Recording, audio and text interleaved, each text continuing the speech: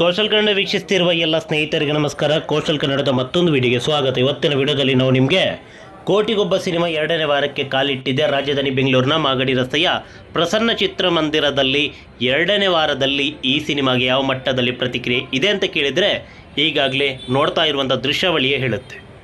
ಬೆಳಗಿನ ಆಟವನ್ನು ಮುಗಿಸಿ ಬಂದಂತಹ ಪ್ರೇಕ್ಷಕರು ಒಂದೆಡೆಯಾದರೆ ಮತ್ತೊಂದೆಡೆ ಮಧ್ಯಾಹ್ನದ ಆಟ ಈ 1:15 ಪ್ರದರ್ಶನ ಏನಿದೆ, ಈ 1:15 ಪ್ರದರ್ಶನಕ್ಕೆ ಕಾಯ್ತಾ ಇರುವಂತಹ ಪ್ರೇಕ್ಷಕರು ಯಾವ ಮಟ್ಟಕ್ಕೆ ಚಿತ್ರಮಂದಿರದಲ್ಲಿ ಜಮಾಯಿಸಿದ್ದಾರೆ ಅಂತ ಕೇಳಿದರೆ ದೃಶ್ಯಾವಳಿ ಹೇಳುತ್ತೆ.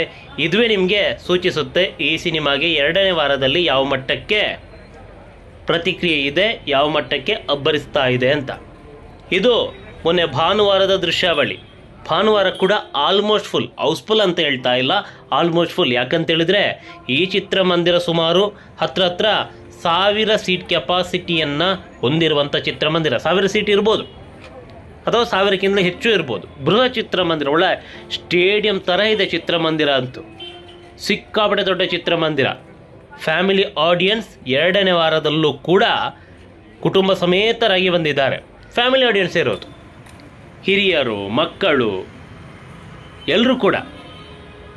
ಒಂದಿಷ್ಟು ಮಂದಿ ಹೇಳ್ಬೋದು ಇಲ್ಲ ಸುಳ್ಳು, ಇದು ಮೊದಲನೇ ವಾರದ್ದು ಅಂತ. ನೋಡಿ ಅಲ್ಲಿ ದಿ ಮಮ್ಮಿ ಪೋಸ್ಟರ್ ಯಾವಾಗ ರಿಲೀಸ್ ಆಗಿರೋದು? ಮಮ್ಮಿ ಈ ವಾರ ರಿಲೀಸ್ ಆದಂಥ ಸಿನಿಮಾ, ಇಂಗ್ಲೀಷ್ ಸಿನಿಮಾ.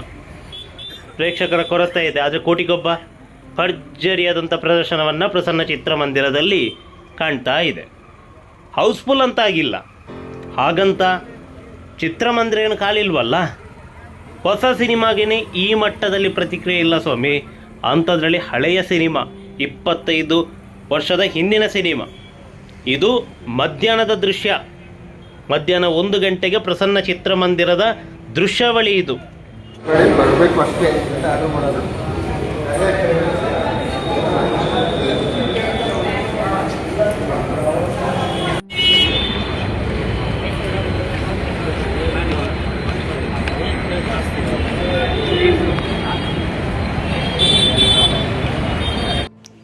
ಈಗಾಗಲೇ ನೀವು ನೋಡ್ತಾ ಇರುವಂಥದ್ದು ಮಧ್ಯಾಹ್ನ 1 ಗಂಟೆಯ ಪ್ರದರ್ಶನವನ್ನು ಮುಗಿಸಿಕೊಂಡು ಬಂದಂತಹ ಪ್ರೇಕ್ಷಕರು ಚಿತ್ರಮಂದಿರದಿಂದ ಕುಟುಂಬ ಸಮೇತರಾಗಿ ಹೊರ ಬರ್ತಾ ಇದ್ದಾರೆ. ಇದೇ ಹೇಳುತ್ತೆ ಈ ಸಿನಿಮಾಗೆ ಯಾವ ಮಟ್ಟದಲ್ಲಿ ರೆಸ್ಪಾನ್ಸ್ ಇದೆ ಅಂತ. ಫ್ಯಾಮಿಲಿ ಆಡಿಯನ್ಸ್ ಮಧ್ಯಾಹ್ನ 1 ಗಂಟೆಯ ಪ್ರದರ್ಶನವನ್ನು ವೀಕ್ಷಣೆ ಮಾಡಿ ಹೊರಗಡೆ ಬರುವಂತಹ ಪ್ರೇಕ್ಷಕರಿವರು ಸಂಜೆ 4 ಗಂಟೆಯ ದೃಶ್ಯಾವಳಿಗಳನ್ನು ಈಗಾಗಲೇ ನೋಡ್ತಾ ಇದ್ದೀರಾ. ಭರ್ಜರಿಯಾದಂತಹ ಪ್ರದರ್ಶನಕ್ಕೆ 2ನೇ ವಾರ ಕೂಡ ಪ್ರಸನ್ನ ಚಿತ್ರಮಂದಿರ ಸಾಕ್ಷಿಯಾಗಿದೆ. ಮೊದಲ ವಾರ ಯಾವ ಮಟ್ಟಕ್ಕೆ ಕ್ರೇಜ್ ಇತ್ತು, ಹೌಸ್ಫುಲ್ ಯಾವ ರೀತಿ ಆಗಿತ್ತು ಅನ್ನೋದನ್ನು ನೀವು ನೋಡಿದ್ದೀರಾ. ಆದರೆ 2ನೇ ವಾರ ಯಾವ ಮಟ್ಟಕ್ಕೆ ಅಬ್ಬರಿಸ್ತಾ ಇದೆ ಅನ್ನೋದನ್ನು ಒಂದಿಷ್ಟು ಮಂದಿ ಕೇಳ್ತಾ ಇದ್ರು. ಈಗಾಗಲೇ ದೃಶ್ಯಾವಳಿ ಹೇಳುತ್ತೆ 2ನೇ ವಾರ ಈ ಸಿನಿಮಾಗೆ ರಾಜಧಾನಿ ಬೆಂಗಳೂರಿನ ಪ್ರಸನ್ನ ಚಿತ್ರಮಂದಿರದಲ್ಲಿ ಯಾವ ಮಟ್ಟಕ್ಕೆ ಪ್ರತಿಕ್ರಿಯೆ ಸಿಗ್ತಾ ಇದೆ ಅಂತ.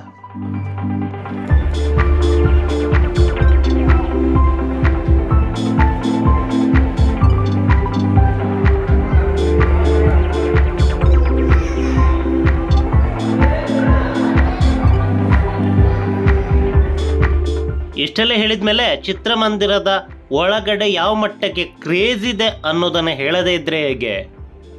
ಒಂದಿಷ್ಟು ಮಂದಿ ಅದು ಕೂಡ ಪ್ರಶ್ನೆಯನ್ನು ಕೇಳ್ತಾರೆ, ಚಿತ್ರಮಂದಿರದ ಒಳಗಡೆ ಯಾವ ಮಟ್ಟಕ್ಕೆ ಕ್ರೇಜ್ ಇತ್ತು ಅಂತ.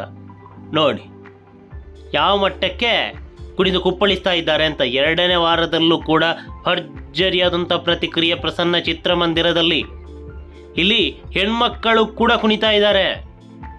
ದಾದ ಅನ್ನೋದು ಕೇವಲ ಈ ಯೂಸ್ಗಳಿಗೆ, ಗಂಡ್ಮಕ್ಳಿಗೆ ಅಂತಲ್ಲ, ಅತಿ ಹೆಚ್ಚು ಮಹಿಳಾ ಅಭಿಮಾನಿಗಳು ದಾದವರಿಗಿದ್ದಾರೆ. ಯಾಕಂತೇಳಿದರೆ ದಾದವರ ಅತಿ ಹೆಚ್ಚಿನ ಸಿನಿಮಾಗಳು ಕೌಟುಂಬಿಕ ಕಥಾಹಂದರವನ್ನು ಹೊಂದಿರುವಂಥ ಸಿನಿಮಾ. ಅದರ ಜೊತೆಗೆ ದಾದವರಿಗೆ ಮಹಿಳೆಯರ ಮೇಲೆ ವಿಶೇಷವಾದಂಥ ಗೌರವ, ಪ್ರೀತಿ, ಕಾಳಜಿ ಅವರ ಮಾತುಗಳೇ ಹೇಳುತ್ತೆ. ಮಹಿಳೆಯರಿಗೆ ಅವರು ಯಾವ ಮಟ್ಟಕ್ಕೆ ಗೌರವವನ್ನು ಕೊಡ್ತಾರೆ ಅಂತ. ಪೂಜನೀಯ ಭಾವವನ್ನು ದಾದವರು ಹೊಂದಿದ್ದಾರೆ. ಹೀಗಾಗಿ ಅವರಿಗೆ ಅತಿ ಹೆಚ್ಚು ಮಹಿಳಾ ಅಭಿಮಾನಿಗಳು ಕೂಡ ಇದ್ದಾರೆ. ಹೀಗಾಗಿ ಈಗಿನ ಕಾಲದ ಹುಡುಗಿಯರು ಕೂಡ ದಾದವರನ್ನು ಇಷ್ಟಪಡೋದು, ಪೂಜನೀಯವಾಗಿ ಅವರನ್ನು ಕಾಣ್ತಾ ಇರೋದು. ಇದರಿಂದಲೇ ಕೋಟಿಗೊಬ್ಬ ಸಿನಿಮಾ 25 ವರ್ಷಗಳ ಬಳಿಕ ರಿಲೀಸ್ ಆದಾಗ ಈ ಮಟ್ಟದಲ್ಲಿ ಅಬ್ಬರ. ಅದೇನೇ ಇರಲಿ, ನಮ್ಮ ಕನ್ನಡ ಸಿನಿಮಾ ಭರ್ಜರಿಯಾಗಿ ಪ್ರದರ್ಶನವನ್ನು ಕಂಡು ದಾಖಲೆ ಮೇಲೆ ದಾಖಲೆ ಬರೆದು ಹೊಸ ಇತಿಹಾಸವನ್ನು ನಿರ್ಮಿಸಲಿ ಅನ್ನೋದೇ ನಮ್ಮ ಆಶಯ. ಹಾಗೆ ಕಳೆದ ಎಪಿಸೋಡ್ನಲ್ಲಿ ಹತ್ತಿ ಬೆಲೆ ಮೈಸೂರಿನಲ್ಲಿ ಕೋಟಿಗೊಬ್ಬ ಸಿನಿಮಾಗೆ ಯಾವ ಮಟ್ಟದಲ್ಲಿ ಪ್ರತಿಕ್ರಿಯೆ ವ್ಯಕ್ತವಾಗಿದೆ ಅನ್ನೋದನ್ನು ಹೇಳಿದ್ದೀವಿ. ಮುಂದಿನ ಎಪಿಸೋಡ್ನಲ್ಲಿ ದಾವಣಗೆರೆಗೆ ಹೋಗೋಣ. ನಮಸ್ಕಾರ.